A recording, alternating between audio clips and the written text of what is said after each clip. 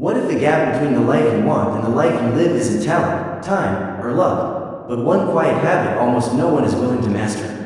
Picture it. The alarm goes off, your body whispers, "Not today," and you move anyway.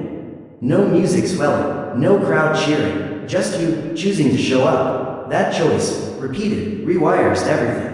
Everyone wants results, everyone craves strength, freedom, clarity, but almost no one will endure the one force that forges them all.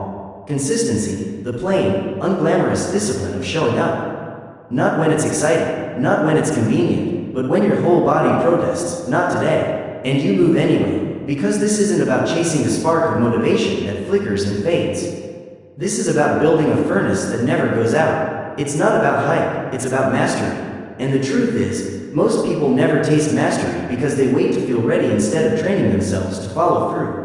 The Stoics never promised ease, they promised meaning. They believed a disciplined, consistent life is not only more honorable, it's more free. When your actions refuse to bow to your moods, you stop living on a leash. They also understood the key to strength isn't found in lightning-bolt inspiration. It's found in rhythm and structure, in the quiet alignment of your days with your values, not your emotions. Build your life around how you feel, and you become a prisoner of those feelings. Build your life around what you decide, and you become untouchable. Your calendar becomes a compass, your rituals a shield. This episode isn't about pushing yourself once. It's about creating a way of living where discipline is normal, effort is expected, and the question, "Do I feel like it today?" fades into the only question that matters. What needs to be done, no matter what? That's where real growth begins, not in rare surges, but in reliable steps you take whether the sun is shining or the sky is steel. Growth doesn't live in the thrill of a new goal, it lives in the boredom of daily repetition. And here's the paradox, forcing consistency doesn't make you rigid, it makes you free. It gives you control, it gives you leverage, it turns you into the kind of person who doesn't flinch when things get hard, who doesn't disappear when things get dull, who doesn't collapse when no one's watching, because you don't show up for applause. You show up because this is who you are now. And so, after understanding that consistency is not about perfection, but about becoming, let's take the next step. Because the heart of this journey is not in never failing, it's in never quitting. It's about the quiet decision to return to the work again and again, even if yesterday felt like chaos. Even if you broke your streak, even if nobody noticed, applauded, or cared. The truth is, real strength is not built in the flawless days, it's built in the return. It's born in that private, silent moment where you whisper to yourself, "I will show up again, not just once, but always." Think about it, a single brick doesn't make a house. One action doesn't create a reputation. One session of effort doesn't bring mastery. It's never the one-time push, it's what you do repeatedly, over time, that shapes who you become. One workout might make you sweat, but it won't transform your body. One journal entry may bring clarity, but it won't clear the clutter of your mind. One deep conversation might help, but it won't heal years of distance in your relationships. What truly changes things is doing the right action consistently. That's where life begins to shift, evolve, and take form. But here's the hidden challenge. Consistency rarely feels thrilling. That's why so many abandon it midway. It's not glamorous. It doesn't always flood your brain with dopamine or instant reward. Often, it feels like you're putting in effort and getting nothing back. But here's the truth, you are building, whether you see it or not. You are stacking wins like bricks in a wall. You are laying foundations, invisible to the eye, but powerful beneath the surface. Every time you show up, even in silence, you're building internal momentum. And it's in these quiet, uneventful days, when progress feels painfully slow, that your decision to stay consistent matters most. Anyone can show up when the excitement is fresh. Anyone can act when the music is loud, the energy is high, and the spotlight is on. But who shows up in the silence? Who keeps moving when the rhythm feels repetitive? The ones who succeed are those who master the silence. They find rhythm in the repetition. They stop needing every single action to feel extraordinary. Instead, they learn to love what each action is quietly building. So let me ask you, if your life feels chaotic right now, if you're tired of being scattered, exhausted from starting over again and again, what would change if you simply committed to one small thing every single day, without negotiation? What if you stopped obsessing over speed, and instead anchored yourself in rhythm? What if consistency stopped feeling like a heavy burden, and started becoming a privilege? Because make no mistake, very few people ever choose it, and even fewer master it. But when you do, when consistency becomes your base, everything else begins to stabilize. Your moods even out, your confidence quietly grows, your identity strengthens into something unshakable. You stop saying, "I'm trying." You no longer need to explain yourself, because your actions speak louder than any words ever could. This becomes your foundation, not a sprint, not a hack, not a shortcut, but a steady, daily standard, quiet, strong, and unmovable. Motivation, on the other hand, is overrated. Yes, it feels good. That's why we crave it. Motivation is like a spark. It's the rush before the work, the burning sensation that says, "Today, I'll change everything." But here's the reality, it never lasts. Inspiration might carry you for an hour, maybe a day, sometimes even a week. But inevitably, it fades. Life interrupts, pressures build, resistance shows up, and then, the hard truth creeps in. You don't feel like it anymore. That's when most people quit. They misinterpret the dip in motivation as a sign.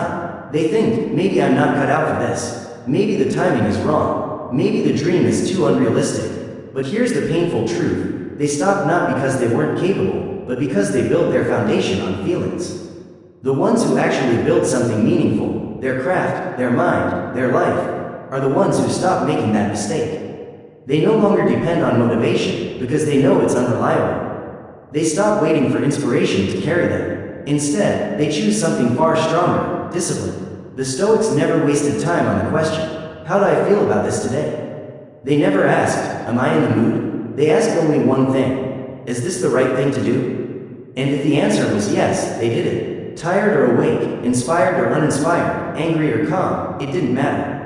For the Stoic, action came first, emotion followed, and in the doing, clarity was born. That's the mindset that separates the temporary achiever from the relentless builder.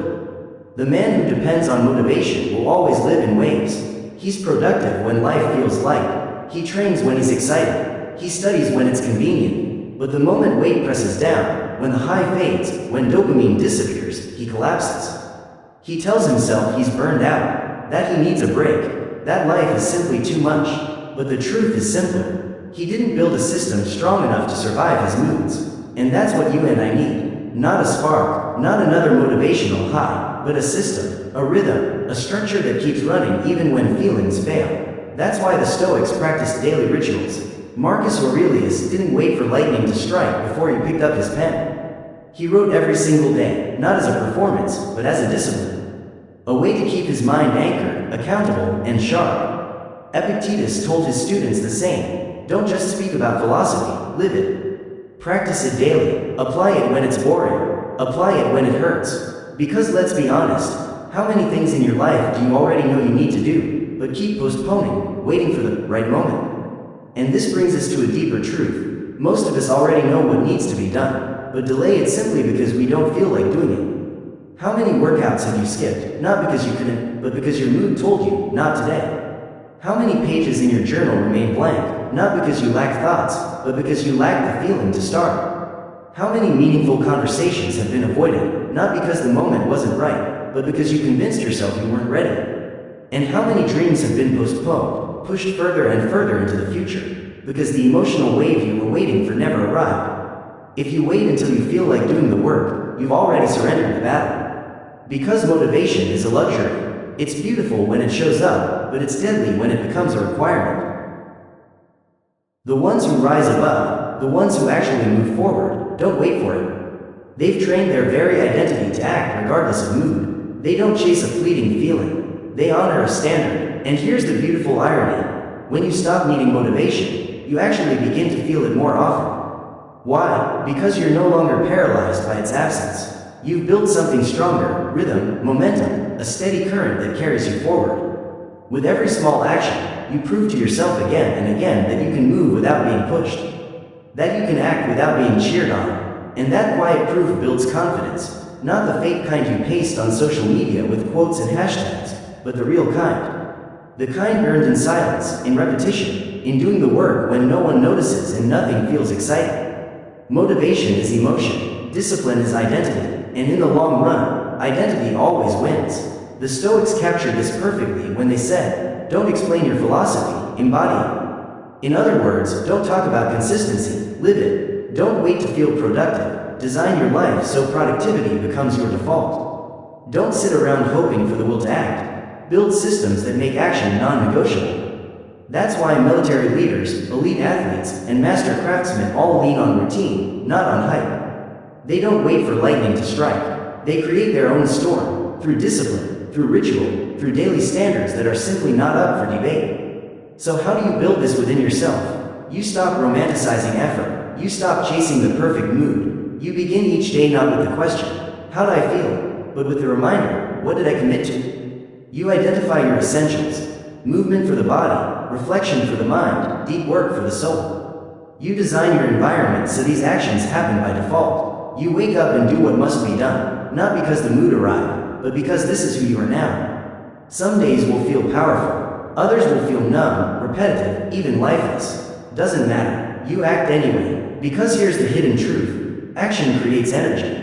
Action leads to clarity, and action, repeated relentlessly, makes you unstoppable. So ask yourself honestly, who are you when the spark is gone? Who are you on the mornings when nothing feels inspiring, when the world feels heavy, when silence feels louder than any cheer? Because that's the version of you the world will truly need. That's the version of you your future depends on. Motivation may light the fire, but only discipline keeps it burning. That's why transformation starts small. If you want to change your life, don't try to change everything overnight. That's the mistake most people make. They write endless lists, design elaborate plans, download apps to track every habit, and within days, they're drained, exhausted, overwhelmed. Not because they're incapable, but because they tried to rebuild an entire identity in one giant leap. Real transformation doesn't begin with overhauling your life. It begins with one thing, one habit, simple, clear, non-negotiable. Repeat it until it fuses with your identity. That's the first real discipline, learning to start small and stay consistent. The Stoics knew this deeply. They didn't believe in drowning the soul with ambition. They believed in steady refinement, one step at a time. Epictetus reminded his students, if you want to improve, be content to be thought foolish and stupid in regard to external things. Meaning, ignore the noise, ignore the crowd, ignore the pressure to look impressive. Instead, pick one behavior that aligns with the person you want to become and master it. Maybe that habit is waking up early, not because it's trendy, but because it gives you clarity. Maybe it's writing one page each day, not to publish, but to sharpen your thoughts. Maybe it's 20 push-ups, not for a six-pack, but to remind yourself your body is not weak. The power is not in the intensity, it's in the symbolism. That one action becomes your anchor, your proof, your reminder that you are no longer operating on default. And once that single habit becomes part of your identity, everything else becomes easier. Why? Because success compounds, confidence compounds, strength compounds. When your system is running, you don't need to ask, should I do this today? It's already part of you. And here's the honest truth. Most people don't struggle because they lack knowledge. No, they struggle because, and this is where most people stumble, not because they lack knowledge, but because they lack follow-through. They know exactly what to do. Deep down, they've read the books, listened to the podcasts, highlighted the quotes. But they try to do too much, too soon, overwhelming themselves with impossible standards. They don't realize that discipline is never born from giant leaps or dramatic promises. No, discipline is born from kept promises, even the tiniest ones. When you commit to a single habit, and you hold on to it through distraction, through fatigue, through doubt, you begin building something more valuable than any immediate success.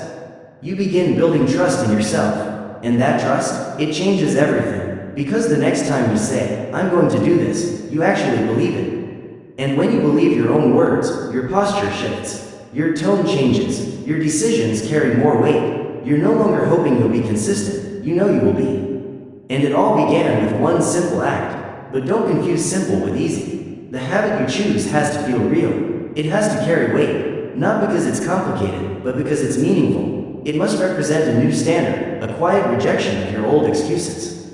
You're not just meditating for 5 minutes, you're becoming someone who values mental clarity. You're not just reading 10 pages of a book, you're becoming someone who feeds the mind every single day. You're not just turning your phone off for an hour, you're reclaiming your attention from a world designed to steal it. This isn't about checking off tasks, it's about shaping identity. And here's the powerful truth about identity. It's sticky. The more you reinforce it, the harder it becomes to break. But the opposite is also true. If you abandon your habit at the first sign of resistance, you reinforce a very different identity, the one that whispers, "I don't finish what I start." And every time you live that story, it digs deeper into your character, making it harder to escape. That's why the answer isn't to build 10 habits or 5. Start with one, just one. Choose a habit so small you can guarantee success, but so meaningful it shifts something inside you. Track it, honor it, defend it as though it matters, because it does. That habit is your entry point, your proof, your new foundation. You don't need to announce it to the world. Don't post it on social media. Don't chase validation or applause. Let it be quiet. Let it belong only to you. Because the strongest habits aren't built in public. They are built in private, in silence, in the space between who you were and who you're becoming. And here's the beauty. Once that habit locks in, your mind begins to ask new questions. What else am I capable of? Where else can I rise higher? You begin to crave alignment. You start making small adjustments to your environment, your choices, your time. Before long, you've built a rhythm, and you realize something incredible. You're no longer forcing consistency. Consistency is now flowing through you, like a current you can ride instead of a weight you have to drag. So ask yourself, what is one habit, just one, that if done daily would anchor you to the person you want to become? Don't wait for the perfect one. Don't overthink it. Pick it. Start today. Let it be small. Let it be silent. Let it be sacred. Because from that one seed, discipline grows. Discipline always begins in the mind before it appears in your calendar, before it shapes your habits, before it transforms your body or your work ethic. Discipline begins in the most overlooked place, your thinking. The mind is where every act of self-control is born, and it's also where it's lost. You don't skip workouts because your body failed. You don't break habits because your hand slipped. It starts earlier. It starts with a single thought, a justification, a whisper that says, it's okay to skip just this once. And if you believe that whisper, if you let it take root, the rest falls like dominoes. That's why if you truly want consistency, you have to train your mind like a soldier trains for war. You have to study how it moves under pressure. You have to notice the tricks it plays when things get uncomfortable. Because here's the truth the Stoics knew well, the mind is the first battlefield. They didn't discuss logic and virtue for fun. They didn't debate philosophy just to sound wise. They used philosophy as armor. Epictetus himself wrote, if you want to be free, begin by understanding the nature of your mind. That's where both freedom and discipline begin. Most people never do this work. They try to copy routines, download habit trackers, mimic the schedules of successful people. But they never examine the inner software. They never question the excuses. They never interrupt the thought patterns. And so they remain stuck, because you can't fix an inconsistent life with an untrained mind. Your thoughts are the very first battleground. You win or lose long before your body ever takes action. That means you must become ruthless with your inner dialogue. You must catch the patterns that pull you off course, the subtle rationalizations like, I've earned a break. I'll make up for it tomorrow. I'm just not feeling it today. These thoughts sound harmless. They sound reasonable, but they are not harmless. They are termites eating away quietly at your foundation, hollowing out the structure you're trying to build. That's why the mind must be trained before the body, before the tools, before the... And so, this battle with the mind begins long before the to-do list, long before the noise of the world floods in, long before the first notification flashes on your phone. Because if your first thoughts of the day are reactive, scattered, or weak, then you've already surrendered the day before it even begins. But imagine the opposite. Imagine waking up and finding your thoughts structured, anchored in reason, grounded in purpose, sharpened by clarity. Suddenly, the day is no longer something that happens to you. It's a sequence of choices you've already prepared to face. How powerful is that, to know that no matter what comes, fatigue, anger, anxiety, overwhelm, you will still act in alignment with your highest standard. That kind of certainty doesn't come from hype. It doesn't come from waiting for motivation to sweep you into action. It's born from mental training, from daily practice, from disciplined thought. That's why journaling, silence, and reflection matter so much. They're not aesthetic hobbies, not checkboxes to look impressive. They are strategies, sharp tools for shaping the mind. When you journal, you expose your patterns to the light. You see the thoughts that quietly drive your behavior. When you sit in silence, you hear the noise that usually controls your decisions. And when you reflect with honesty, you begin to separate truth from temptation, clarity from confusion. The Stoics had a word for this practice: prohairesis, attention, vigilance, constant watchfulness. It meant being awake to the movements of your own mind, moment by moment. That didn't mean suppressing emotions or pretending they didn't exist. Quite the opposite. It meant noticing what arose within you and then choosing your response with wisdom. That is self-mastery in its purest form. Discipline begins in the gap between thought and action, in that microsecond when the thought whispers, "I'm tired. I don't want to do this. I deserve a break," and in that moment, you decide, will I follow this voice, or will I lead myself anyway? That decision, repeated 100 times a day, is what forges your character. So, how do you strengthen that mental muscle? You build a system for catching weak thoughts before they take root. Write them down, expose them, challenge them, ask yourself, is this thought helping me become the person I want to be? Or is it just another excuse dressed up as logic? Most people never do this work because it requires slowing down, and slowing down is uncomfortable in a world addicted to speed. But if you never slow your thinking, you will always lie at the mercy of your impulses. That's why the next step is to replace weak thoughts with commands, firm, grounded, decisive instructions from your higher self. Not vague hopes, not soft affirmations, but clear, undeniable orders. We move anyway. This is what we do. Discomfort is not a reason to stop. You don't ask your mind for permission, you lead it. Over time, the resistance in your head doesn't vanish completely, but it loses its grip. You no longer need to argue with yourself every morning. You stop getting trapped in endless inner debates. Instead, you act, and the more you act, the quieter the inner noise becomes. This is discipline in its purest form, not willpower in short bursts, but trained thought in constant motion. A mind that serves you instead of sabotaging you. A mind that pushes you forward even when every part of you longs to coast. So pause and ask yourself, what does the voice in your head say when things get uncomfortable? Who trained that voice, and what would happen if, starting today, you began training it yourself?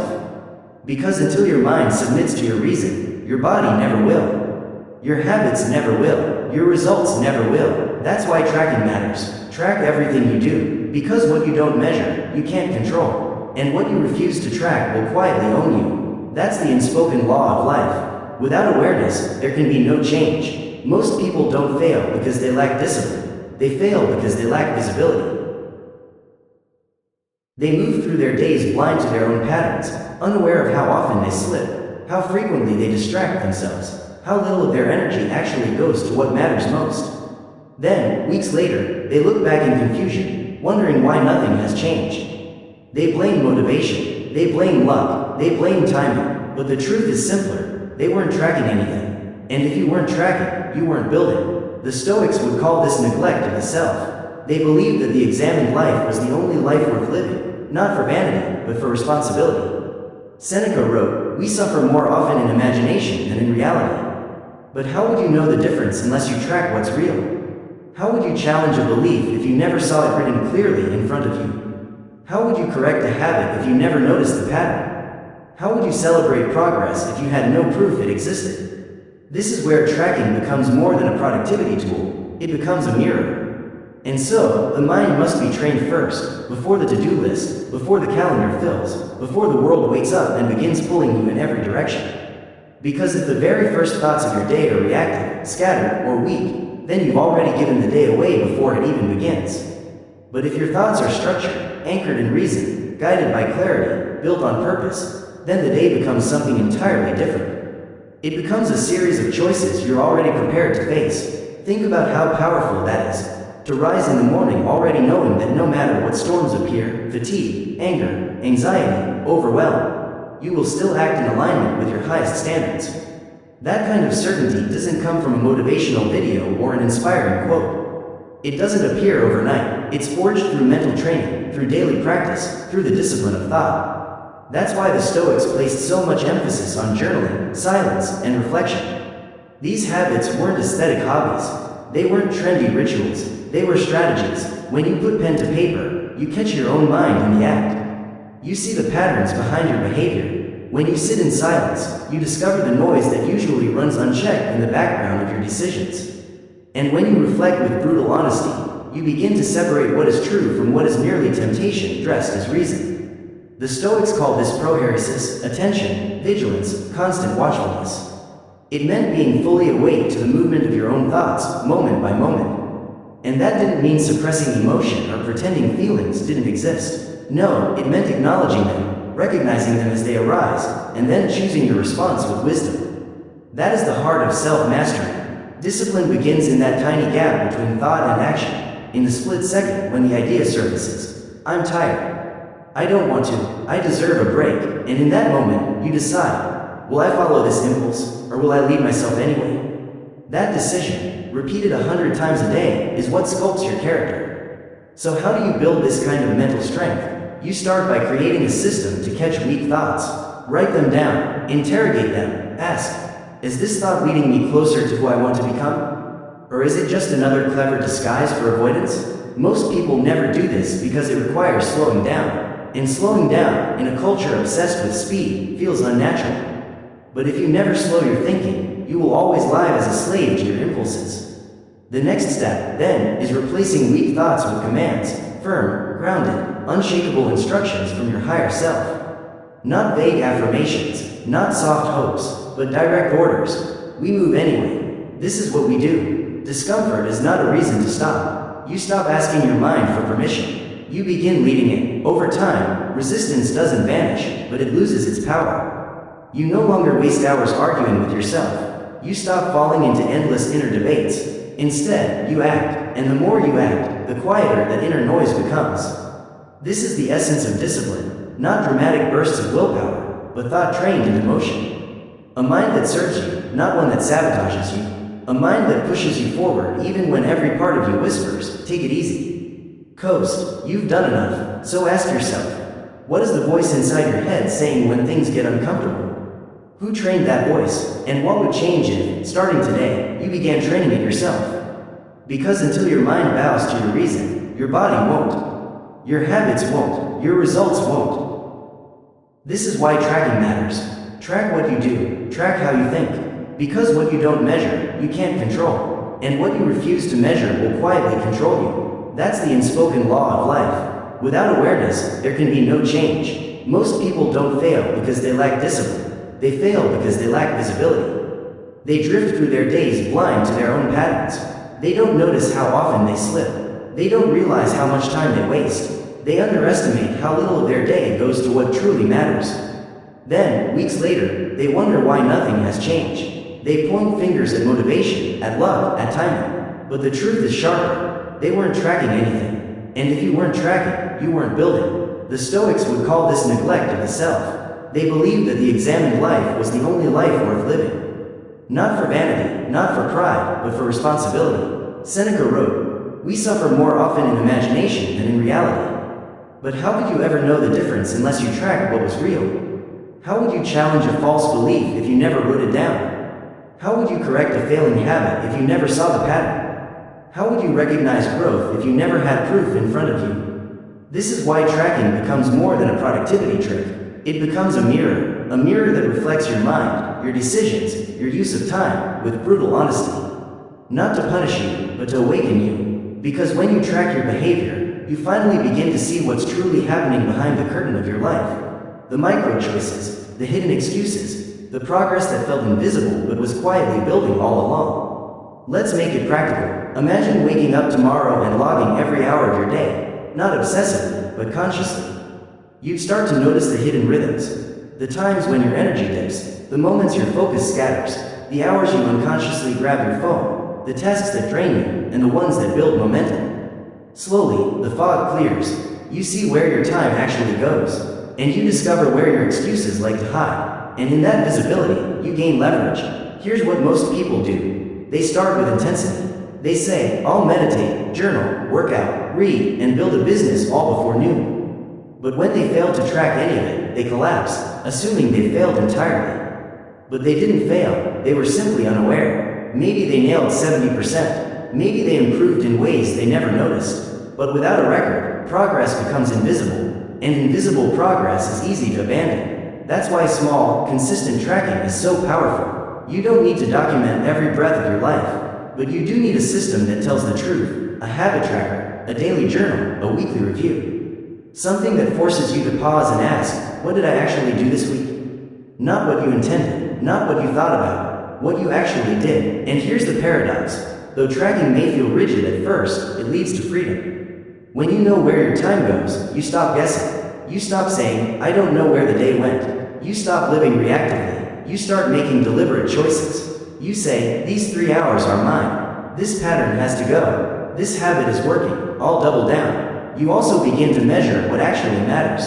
Not just hours worked or calories burned, but the states of mind you live in, the emotional triggers that derail you, the rituals that restore you. You begin to understand yourself not as a mystery, but as a system, one that can be studied, adjusted, and improved. This is the heart of Stoic practice, self-awareness grounded in observation. Not endless introspection, not paralyzing overthinking, but clear, focused reflection. The truth is, you cannot become who you want to be unless you first see who you are today. And tracking gives you that starting point. So if you feel inconsistent, stuck, or unsure why nothing is moving forward, don't just try harder. Look closer, write it down, see it in plain view. Ask yourself, what am I really doing with my days? That question alone, answered honestly, reveals more than a dozen motivational quotes ever could. And when the answer makes you uncomfortable, that's a gift, because it means you're waking up. It means the real work can begin. Clarity destroys excuses, and once you've seen the truth, you cannot unsee it. That's why you start tracking, not to impress anyone, not to be perfect, but to become someone who lives on purpose.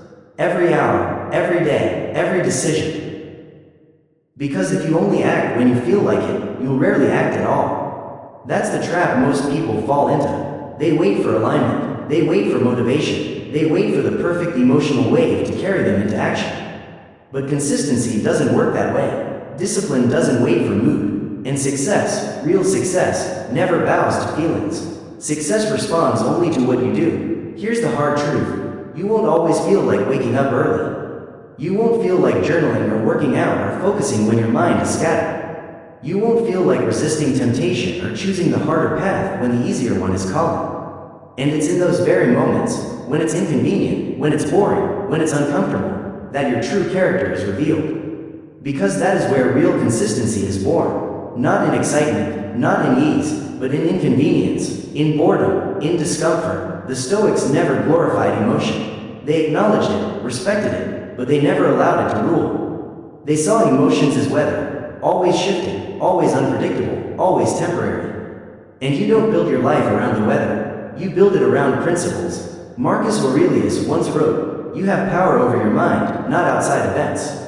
Realize this, and you will find strength. That includes the storm of emotion. Your mood is not your master. It's something to observe, not obey. Yet most people live in reverse. Most people live backwards. They think action should follow emotion. That you only work when you feel inspired. That you only create when passion is burning. That you only train when strength is coursing through you. But the Stoic doesn't lie that way. The Stoic lives forward. He doesn't wait for the fire. He strikes the match. He acts first, and the emotions follow. You don't wait to feel disciplined. You practice discipline, and slowly that behavior sculpts your identity. You don't wait to feel motivated. You move, and through movement, momentum is born. You don't wait for confidence. You keep your promises, and confidence grows quietly inside you, like a muscle no one else sees.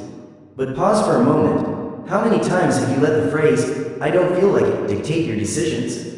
You told yourself you'd start a new habit. You promised you'd show up. But then came the low-energy morning, the restless night, the heavy afternoon, and a voice whispered, skip it. It's no big deal. And maybe, just maybe, you listened. And maybe one skipped day turned into 3. 3 blurred into 7. 7 became guilt. And before you knew it, you gave that guilt a name, burnout. But what if it wasn't burnout at all? What if it was simply the habit of hesitation? This is where most people lose their edge, not in dramatic failures, but in tiny moments of surrender. Tiny choices, repeated so often they quietly rewrite identity. And the most dangerous part? It's subtle. No one else notices when you skip your practice. No one else sees when you break your routine or cheat your own standard. But you notice, and over time, that private knowledge corrodes trust in yourself. And nothing kills consistency faster than a mind that no longer believes its own promises.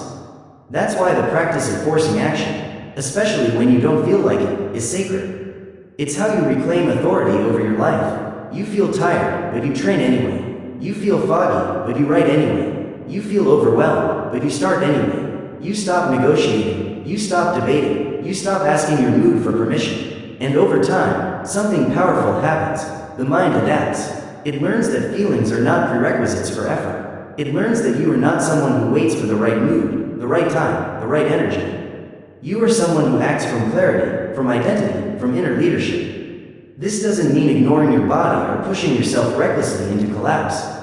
It means learning to distinguish between real exhaustion and manufactured resistance. Because most of the time, we don't need rest, we need direction. Most of the time, we don't need to slow down, we just need to begin. The Stoics taught that the path to virtue is paved with habit. And habit is not built on convenience, it is built through repetition. They didn't wait for their emotions to align with their values. They trained themselves until action became instinct, until the right choice was no longer a debate, it was a default. So what does this mean for you? It means that every single time you don't feel like doing the thing, that's exactly when you must. Not to prove anything to the world, but to prove something to yourself. That you are not your emotion. That your commitment carries more weight than your mood. That your standard is stronger than your excuse. This is how consistent people are built. Not through motivation, not through perfect timing, not through ideal circumstances, but through stubborn repetition in the face of resistance. Through deliberate action in the absence of feeling. So ask yourself honestly, how often are you waiting to feel ready before you move? And what would your life look like if you stopped waiting and simply started? Because the man who builds his life on action, not emotion, doesn't just dream of change, he becomes the change. And here's where design comes in. Because you can cultivate all the discipline in the world, but if your environment works against you, eventually it will win. Not because you're weak, but because environment is stronger than most people realize.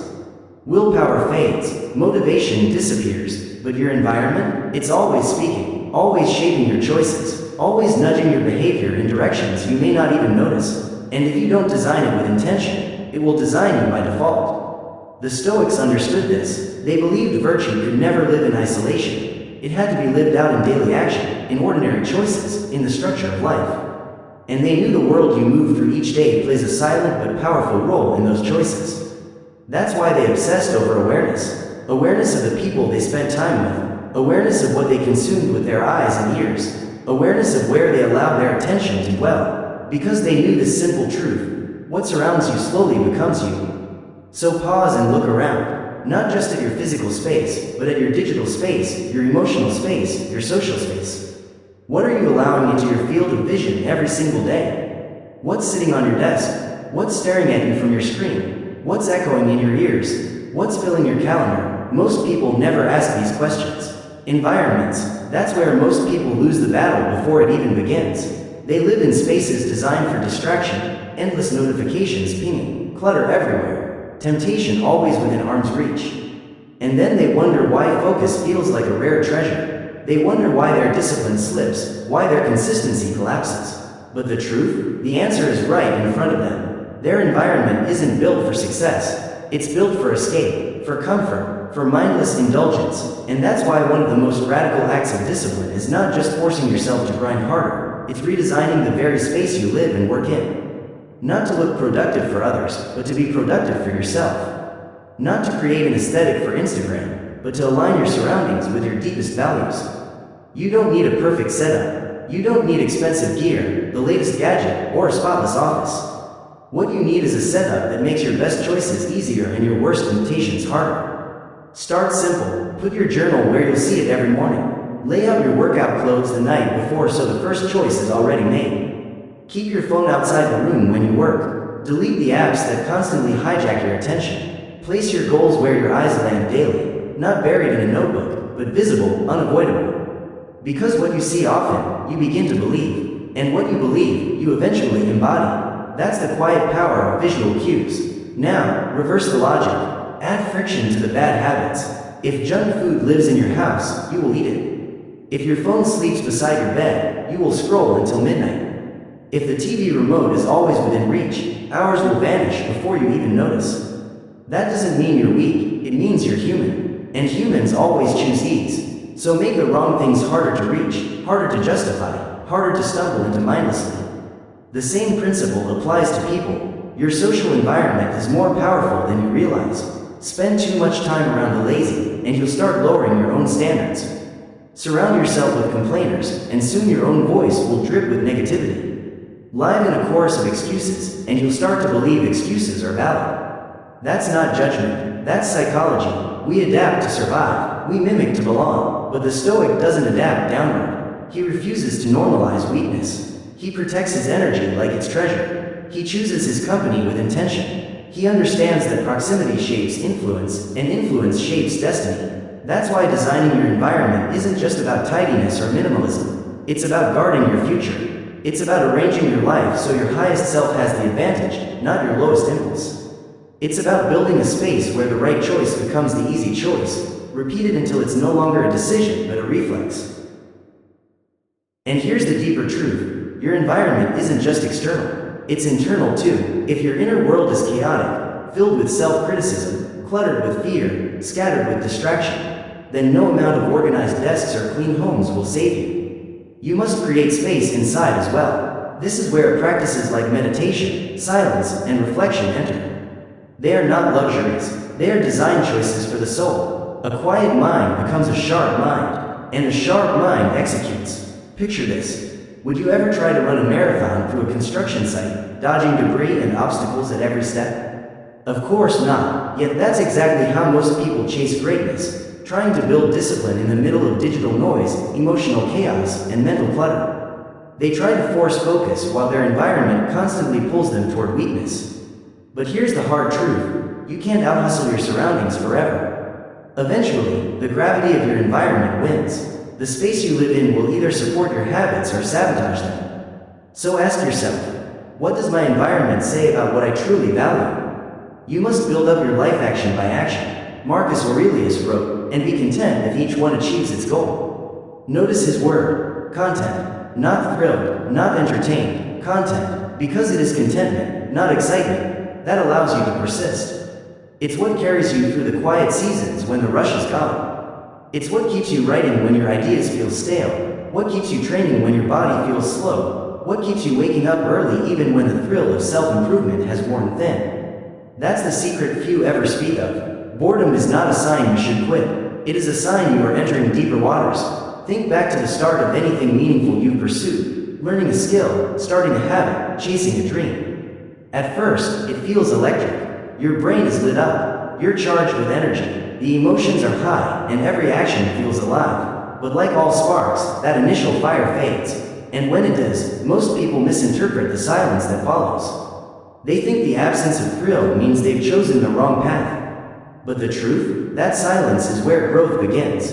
What's left after the emotions fade is rhythm, structure, discipline. And if you haven't learned to make peace with that boredom, you'll walk away from the very thing that was shaping you into something stronger. Boredom is not your enemy. It is the gateway. If you can stay with the process, if you can keep practicing, refining, showing up long after the novelty has disappeared, you enter a level of depth most people never touch. Because here's the truth. Most people hit the wall and turn back. They tell themselves, this doesn't feel right anymore. But the Stoic says, this is the work. This is the path. This is where mastery begins. Let's make it real. A writer who only writes when inspired will finish nothing worth reading. A martial artist who only trains when it feels fun will never earn the black belt. An entrepreneur who chases the high of new ideas but abandons them at the first sign of monotony will never build anything lasting. The difference between the amateur and the master is not talent. It is endurance. It is the willingness to face the dull without running. The Stoics knew this well. They didn't merely accept repetition. They embraced it. They journaled every day, reflected every day, disciplined their thoughts every day, not because they enjoyed every second of it, but because they knew the truth. Without repetition, there is no growth. Without structure, there is no strength. Without boredom, there is no breakthrough. Here's the irony. The more you resist boredom, the more distracted you become. You jump from task to task. You chase stimulation. You start projects but rarely finish them. And every restart steals momentum. You become trapped in a cycle of novelty addiction, always beginning, never becoming. But the person who embraces boredom, he becomes focused, he develops mental toughness, he builds an inner resistance to the modern disease of overstimulation. In fact, boredom itself becomes training, a test of your relationship with the work. Can you keep showing up when the thrill is gone? Can you execute your routine with presence even when no part of it feels exciting? Because if you can, you've crossed into a threshold that most never even approach. That's why monks repeat the same prayers, why artists practice the same strokes, why Stoics revisited the same teachings again and again. Not because they were stuck in the past, but because they understood a timeless truth. Repetition refines the soul. It polishes the edge, it strips away the ego that constantly craves novelty, louder noise, faster thrills. So, how do you train yourself to embrace boredom? You start by noticing the impulse to escape. When you sit down to work and the urge to check your phone rises, pause. When your workout feels repetitive and your mind wants to wander, observe it. When your discipline feels dull, lean in. Whisper to yourself, "This is where most people stop. This is where I go further." That shift in mindset is powerful. Because now boredom is not a wall, it's a doorway. You also give boredom meaning. You remind yourself that beneath the repetition, something sacred is forming. A reputation, a character, a mind that doesn't need to be entertained in order to stay focused. And a mind like that, it is rare, and because it is rare, it is unshakable. So ask yourself, where in your life have you quit, not because it was too hard, but because it wasn't exciting anymore? What would happen if, for just the next 30 days, you chose to stay? To stick with your routine, your craft, your process, no matter how ordinary it feels. Because in that decision, you separate yourself from the impatient, the distracted, the undisciplined. You begin to step into the small circle of those who finish. Those who master, those who don't need the thrill, because they have something greater. Purpose. And here's the next key. Create non-negotiables. The fastest way to collapse your progress is to keep everything optional. To base your actions on how you feel, how much time you think you have, or whether the day seems convenient. Because when your habits are negotiable, your identity becomes unstable. You drift, you slide back into old patterns. Hesitation. That's how it begins. You delay for a moment, rationalize for an hour, and before long the habit you swore to protect starts to fade. The most dangerous part? You often don't even notice the decline until it has quietly become normal. That's why the people who rise above, the ones who stay steady, calm, unshakable, live by a different code. They don't rely on moods or wait for motivation. They live by non-negotiables. A non-negotiable is not a goal written on a list. It's not a vague resolution you hope to keep. It's not something you do when it's convenient. It's a personal law, an inner contract, a standard so clear that excuses can't touch it and emotions can't shake it. It's what you do no matter what. The Stoics call this internal sovereignty, the ability to live in alignment with nature, your nature. Not the noise of the crowd, not the moods of the day, but a quiet, deliberate agreement with what you know to be right. Marcus Aurelius didn't write, "Try to do your duty when you can." He wrote simply, "Just that you do the right thing. The rest doesn't matter." That's a non-negotiable mindset. Clear, grounded, immovable. In today's world of endless options, distractions, and flexibility, the disciplined person doesn't feel trapped by rules. He feels free because of them. Why? Because when something is non-negotiable, it no longer drains your mental energy. You don't wake up asking, "Should I work out today?" You don't waste time debating, "Should I journal? Should I reflect? Should I protect my peace?" The decision has already been made, and that clarity becomes power. The truth is, the most consistent people don't have more motivation than you. They have more structure. Their lives are built on standards, not moods. And those standards act like rails on a track. Even when energy dips, even when chaos surrounds them, even when life throws storms their way, the train still moves forward. But how do you build non-negotiables that actually last? You start small. You choose one or two things that matter most. Not 10, not 5, one or two anchors that define your day. Ask yourself, what's the single habit that, if done daily, changes everything? It could be waking up without hitting snooze, writing one page every morning, moving your body for even 10 minutes, protecting your first 2 hours of the day from distractions. Whatever it is, make it clear, make it absolute, and then define the boundary. What does non-negotiable actually mean? It means even when you're tired, even when you're busy, even when results are invisible, even when nobody else is watching, even when it feels pointless. That's when the rule matters most, because that's when your identity is being tested and solidified. Expect resistance. Your mind will rebel. It will whisper, "Just this once. Today doesn't count. You've earned a break." But that's the test. Will you obey the temporary voice, or will you honor the standard you set when you were clear, calm, and committed? The answer to that question, repeated daily, is what separates the strong from the scattered. And understand, this isn't about being rigid or robotic. Life will happen. you'll travel, you'll get sick, emergencies will pull you off course. But even then, the mindset remains. If I can't do everything, I'll still do something. If you can't finish the full workout, you still do 10 push-ups. If you can't write a full page, you still write a paragraph. You don't break the chain. You don't collapse the standard. Because if your identity as a disciplined person is real, it will show up even in disruption. And that's the deeper truth. Non-negotiables aren't really about habits. They're about who you are. They are a mirror of your integrity, your follow-through, your character. Every time you honor them, you reinforce the belief that you are someone who does what he says. And that belief, it's priceless. It builds confidence not from hype, but from evidence. So when people ask you, how do you stay so consistent? You won't say, I'm always motivated. You'll say, I already made the decision. I don't argue with it anymore. That kind of clarity creates unstoppable momentum. That kind of structure creates freedom. So ask yourself now, what are the 2 or 3 habits that align most closely with your highest self? And are they still optional in your life? If the answer is yes, then you already know your next step. Draw the line, make the rule, set the standard, not because you want to restrict your freedom, but because you're finally ready to own it. Because when the most important things in your life become non-negotiable, everything else becomes unshakable. Your standards will save you, not your emotions, not luck, not the fleeting wave of motivation. When the storm comes, and it always will, it won't be talent or timing that holds you steady. It will be the invisible lines you've drawn for yourself, the quiet rules you've chosen to live by long before the pressure arrived.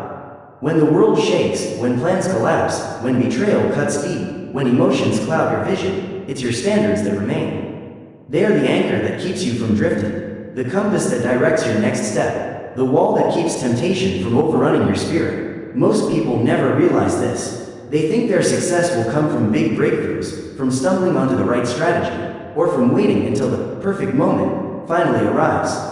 But what truly shapes a life is not occasional brilliance. It is consistent standards. You don't rise to the level of your goals. You fall to the level of your systems. And your systems? They are built on what you tolerate, what you accept, what you allow yourself to become, especially in the moments when nobody is watching.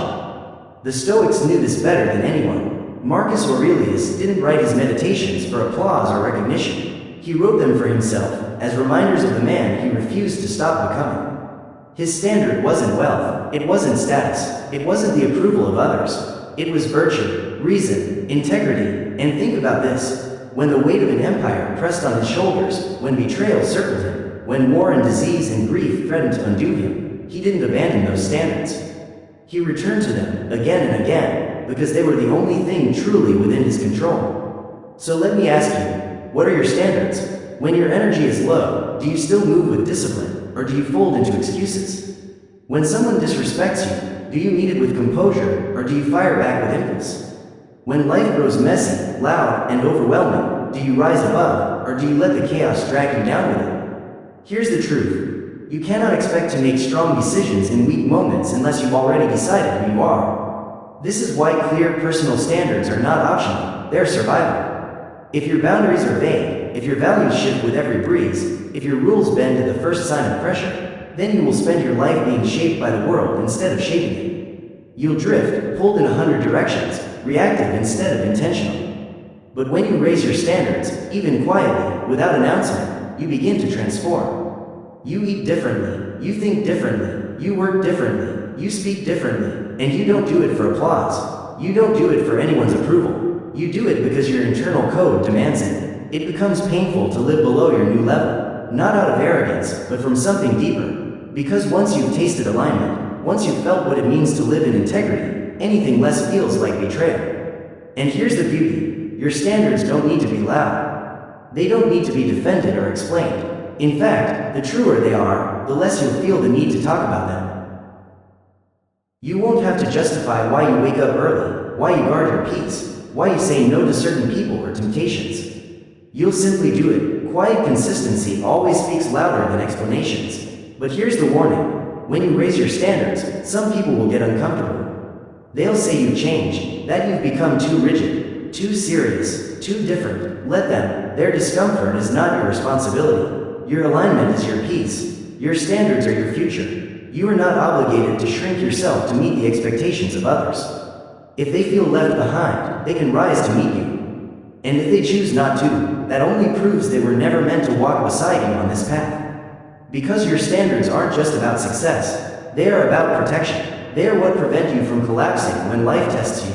They are what keep you from betraying yourself when temptation whispers. They are what remind you of who you are when the world tries to make you forget. That's why the best time to define your standards is before you need them. Not in the heat of crisis, not in the middle of chaos, but in moments of calm, when clarity is sharp. That's when you decide, this is what I accept, this is what I reject, this is who I am becoming, and I will not break this code for anyone or anything. So ask yourself honestly, what standards do you claim to live by? And are you actually living them, or only when it's convenient? Are they firm, or do they collapse the moment discomfort knocks at the door? Because in the end, it won't be your goals that save you. It won't be your resolutions. It won't even be your intentions.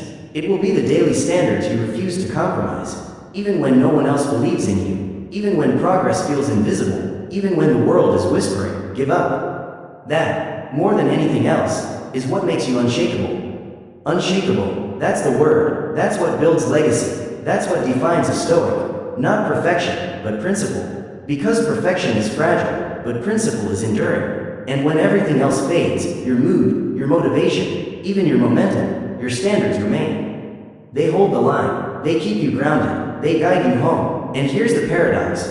Failure is not the enemy. In fact, if you're pursuing anything worthwhile, any dream that demands consistency, discipline, or depth, you will fail. That's not speculation, that's a guarantee. But the real question isn't whether you fail. The real question is how you fail. Most people fear failure because they let it grow unchecked. They miss the early signals. They ignore the cracks. They skip the small things.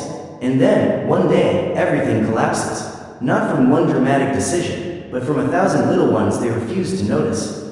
This is where the disciplined mind differs. It doesn't chase perfection. It doesn't obsess over eliminating every possible mistake. Instead, it understands the value of failing small, of catching breakdowns early, of noticing the details that, if ignored, will eventually shape destiny. The Stoics were clear about this. Seneca warned, "It is not because things are difficult that we do not dare. It is because we do not dare that they are difficult." And this applies to failure. When you don't dare to face small problems, they grow into crises. When you avoid feedback, avoid effort, avoid honesty, you're not protecting yourself. You're planting the seeds of collapse. But here's the shift. When you build a mindset around small accountability, everything changes. You don't shame yourself when you fall short. You notice, you reflect, you ask, what caused this? What needs to change? And you make the adjustment before the spiral gains speed. Small means being self-aware enough to see the slip before it snowballs. It means catching a lazy thought before it becomes a lazy day. It means missing one workout but getting back on track the very next day, before it mutates into a month of excuses. It means falling off course, but correcting immediately, rather than disappearing. That's the difference. The undisciplined fail big because they pretend the small failures don't matter. The disciplined fail small because they're paying attention. Think of it like this. Imagine a man building a fortress. Every single brick matters. If he ignores one weak corner, one small crack, one slightly unstable foundation, it won't show right away. The walls will still stand, but one day, under pressure, that's where the collapse begins. Not from a big attack, but from the tiny oversight. That's exactly how most people break their habits. They don't wake up one day and decide to quit. No, it's gradual. They miss a day, then two. They stop tracking. They stop caring. They get just a little sloppy. And by the time they finally notice how far they've drifted, it feels overwhelming. The comeback seems impossible, and so they don't return. But here's the shift. When you build a mindset around small accountability, everything changes. You don't shame yourself when you fall short. You notice, you reflect, you ask, what caused this? What needs to change? And you make the adjustment before the spiral gains speed. That's how you protect your consistency. Not by brute force, but by foresight. Not by pretending you'll never fall, but by building a system that helps you rise quickly when you do. This requires humility, because the ego always wants to deny the cracks. The ego says, I've got this, even when you don't. But the Stoic doesn't lead with ego. He leads with awareness, with honesty, with truth. And here's wisdom in motion. The Stoic would rather face the discomfort of a small correction today than the devastation of a full collapse tomorrow. And here's the hidden beauty. When you fail small and correct quickly, you don't just avoid collapse, you build resilience. You train yourself to recover faster. You condition your mind and body to bounce back, not in weeks or months, but in hours. That's real strength, not the fantasy of avoiding all mistakes, but the reality of responding to them without drama, without collapse, without quitting. So how do you build this in your own life? You track, you reflect, you run weekly audits, not to punish yourself, but to stay aligned. You look at your habits and ask, where am I drifting? What promises did I break this week? What small cracks are showing? And then you fix them. Small, clear, decisive. You also adopt what I call the principle of minimum viable success. This means that even on your worst day, you don't do nothing. You scale down, but you still show up. If you can't write a full page, you write a sentence. If you can't do a full workout, you do 10 push-ups. Because this keeps your identity intact. The moment you let yourself break the pattern completely, the spiral begins. The Stoics understood this deeply. They trained daily not just for virtue, but for resilience. Because they knew life wouldn't always cooperate. They knew tests would come. And so, they prepared, not with illusions of perfection, but with the strength of small, daily, deliberate actions. Hopes won't save you. Raw emotion won't hold you steady. What carries you forward is structure, not bursts of intensity, but the clarity of reason. The Stoics knew this. They understood that it's not the fall that defines you, it's the response. So let me ask you, what are the small cracks in your system right now? What little failures are you brushing aside, telling yourself they don't matter? Where are you waiting for a total breakdown instead of correcting in real time? Because you don't need perfection, but you do need attention. Fail small, correct fast, protect your rhythm. That is how the strong remain standing. Keep showing up, especially when it's hard. There will be days when nothing makes sense, when your vision blurs, your energy fades, and your progress feels invisible. Days where doubt whispers louder than belief. You'll question everything, your path, your strength, even your worth. And in those moments, you'll be tempted to postpone, to tell yourself, I'll return when I feel better, when life calms down, when I'm more focused.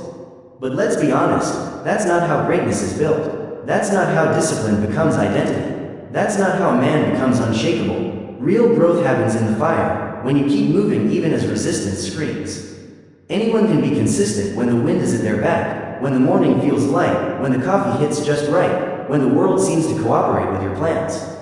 But how often does life line up perfectly like that? Rarely. The true test comes in the opposite season. When the body aches, when the mind wanders, when your heart feels heavy and distant. That's when most people vanish. But the Stoic? He tightens his grip, lifts his chin, and steps forward anyway.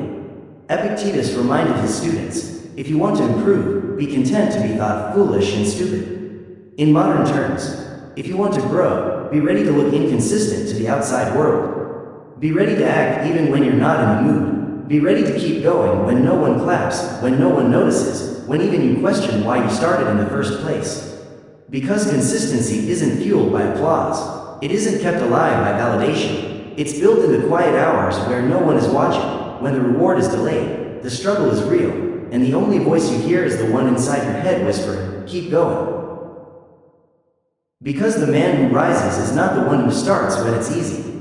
It's the one who finishes when it's not. So destroy the old you, not out of hatred, but out of love. Love for the man you can still become. Burn the excuses that have kept you soft. Walk alone if you must. Cut the noise. Guard your focus. Set your standards higher than your moods.